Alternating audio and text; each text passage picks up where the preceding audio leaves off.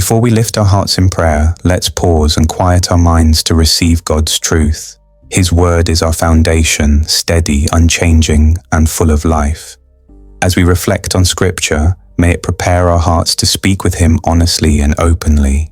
There comes a moment in every believer's journey when we must examine what truly holds our affections. The human heart is like a garden that requires constant tending, and if we're not careful, even the most beautiful flowers can grow wild and choke out what matters most.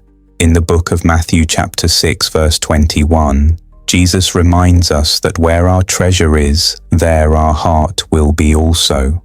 This truth cuts deeper than we often realize because it exposes the reality that our hearts can be divided without us even knowing it. We can love God and simultaneously allow other things to compete for the throne of our lives. The challenge isn't always obvious sins or worldly temptations. Sometimes it's the very blessings God has given us that slowly begin to take up residence in places meant only for Him. Consider the rich young ruler who approached Jesus in Matthew chapter 19. He had kept all the commandments, lived a moral life, and genuinely sought eternal life. Yet when Jesus told him to sell everything and follow Him, the young man walked away sorrowful. His possessions weren't evil, but they had become his master. They defined his identity, provided his security, and ultimately prevented him from experiencing the fullness of relationship with Christ. This same pattern repeats in our own lives in countless ways. The career we've worked so hard to build becomes our source of worth rather than a platform for glorifying God. The relationship we've prayed for becomes our identity instead of a gift to steward. The financial breakthrough we've longed for becomes our security rather than an opportunity to trust God more deeply. Even our ministries, our service, our good deeds can become idols if we're not watchful. We begin serving the work instead of the one who called us to the work. We find our validation in results rather than in His approval. We measure our spiritual health by our productivity rather than by our intimacy with Him. The prophet Jeremiah spoke powerfully about this in Jeremiah chapter 2 verse 13, when God said through him that His people had committed two evils. They had forsaken Him, the fountain of living waters, and they had hewn out cisterns for themselves, broken cisterns that can hold no water. This imagery is striking because it shows us that when we try to find satisfaction in anything other than God, we're not just making a mistake, we're choosing something that cannot possibly fulfill us. Yet God's response to our wandering hearts isn't condemnation, but correction rooted in love. He knows that only He can satisfy the deepest longings of our souls, and in His mercy, He will lovingly reveal the areas where we've allowed good things to become ultimate things. This revelation often comes through seasons of testing, moments when He asks us to trust Him more than we trust our circumstances, times when He invites us to choose Him over comfort, security, or even our dreams. The Apostle Paul understood this tension deeply. In his letter to the Philippians chapter 3 verses 7 through 8, he wrote that whatever was gain to him, he counted as loss for the sake of Christ. Indeed, he counted everything as loss because of the surpassing worth of knowing Christ Jesus his Lord. For His sake he had suffered the loss of all things and counted them as rubbish in order that he might gain Christ. Paul had learned the secret of contentment that he shared in Philippians chapter 4 verse 11 through 13. He had learned to be content in whatever circumstances he found himself. He knew how to be brought low and he knew how to abound. In any and every circumstance, he had learned the secret of facing plenty and hunger, abundance and need. He could do all things through Christ who strengthened him. This kind of spiritual maturity doesn't happen overnight. It's cultivated through seasons of surrender, times when we choose to trust God's character over our circumstances, moments when we decide to worship Him not because of what He's done, but because of who he is. King David exemplified this heart attitude in Psalm 63, when he declared that God's steadfast love was better than life itself. Even in the wilderness, when he was hunted and homeless, David chose to praise God. His soul clung to God, and God's right hand upheld him. This is the kind of devotion that transcends circumstances, the kind of faith that remains steady, whether in times of blessing or seasons of testing. The truth is that our hearts are constantly being shaped by what we behold, what we think about, what we give our attention to throughout each day. If we're constantly focused on our problems, our hearts become anxious. If we're always thinking about what we lack, our hearts become discontented. If we're continually meditating on past hurts, our hearts become bitter. But if we fix our eyes on Jesus, the author and perfecter of our faith, as Hebrews chapter 12 verse 2 encourages us, our hearts are transformed. When we meditate on his goodness, his faithfulness, his love, his promises, our hearts become more like his heart. This is why the discipline of worship is so crucial to our spiritual formation. Worship isn't just singing songs on Sunday morning. True worship is a lifestyle of recognizing God's worth in every moment, acknowledging his sovereignty over every situation, and choosing to honor him regardless of how we feel or what we're facing. Let's pray. Heavenly Father, I come before you today with a heart that wants to be fully yours. Yet I recognize how easily I can be pulled in different directions. You know every corner of my heart, every hidden motive, every secret fear, and every misplaced affection.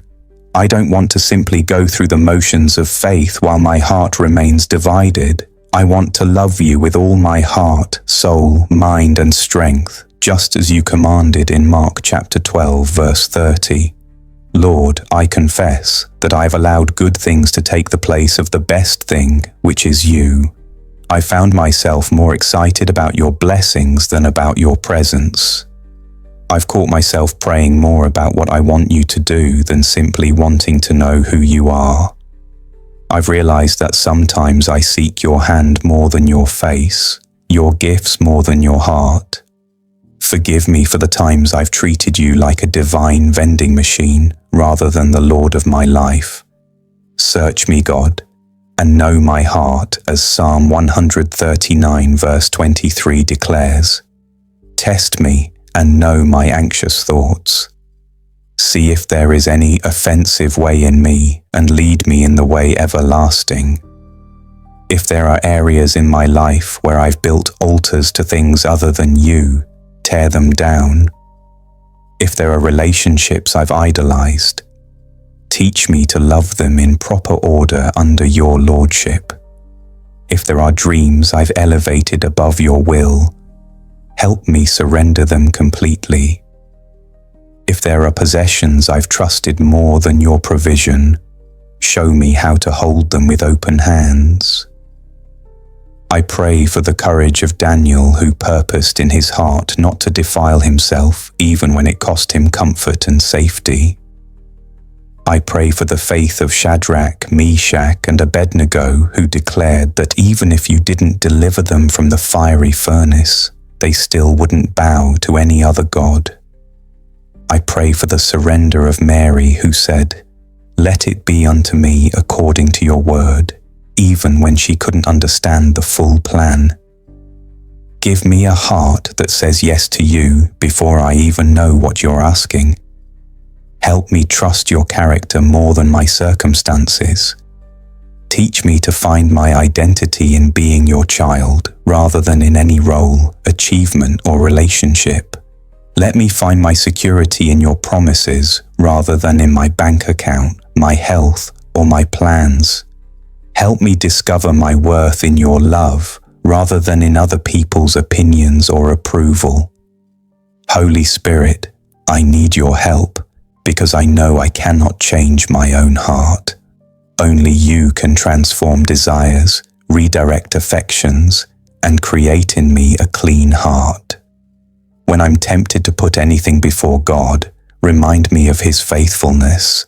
When I'm afraid to let go of something I'm holding too tightly, remind me of His goodness.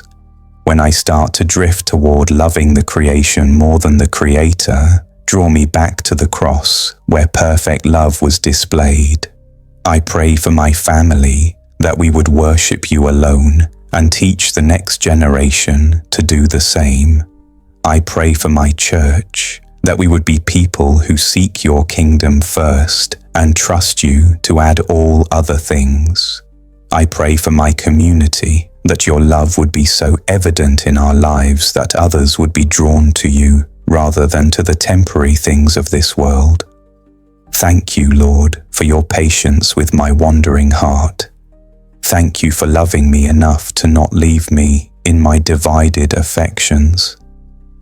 Thank You for the promise in Philippians chapter 1 verse 6 that You who began a good work in me will carry it on to completion until the day of Christ Jesus. I trust You to continue this work of sanctification in my life. Lord, I also pray for wisdom to discern Your voice above all the other voices that compete for my attention. In a world full of noise, distractions, and endless demands on my time and energy, help me create space to hear You speak. Teach me to treasure Your word as the psalmist did in Psalm 119 verse 11, when he said he had hidden Your word in his heart, that he might not sin against You. Let Your truth be the filter through which I process every decision, every relationship, every opportunity that comes my way. I pray for contentment in whatever season You have placed me, whether You're calling me to wait, to work, to rest, or to step out in faith. Help me trust that Your timing is perfect and Your plans for me are good. When I'm tempted to compare my journey with someone else's, remind me that You have a unique path for each of Your children. When I'm discouraged by how long something is taking, help me remember that You're more interested in my character than my comfort, more concerned with my holiness than my happiness. Father, I lift up to You every burden I've been carrying, every worry that has stolen my peace, every fear that has robbed my joy. I choose to cast all my anxieties on You because You care for me, as 1 Peter chapter 5 verse 7 promises. I don't want to live as if everything depends on me when I know that everything depends on You. Help me rest in Your sovereignty while remaining faithful in my responsibilities. Teach me to work as unto You while trusting You for the results. Show me how to plan wisely while holding my plans loosely, knowing that Your ways are higher than my ways, and Your thoughts are higher than my thoughts, as Isaiah chapter 55 verses 8 and 9 remind us. Amen. May every word of this prayer become a living blessing over your life in Jesus' mighty name. If you're carrying a specific need today, we'd count it a privilege to stand with you in prayer. Share your request below so we can lift you up together. May the unshakable peace and overflowing grace of Christ surround you today and always.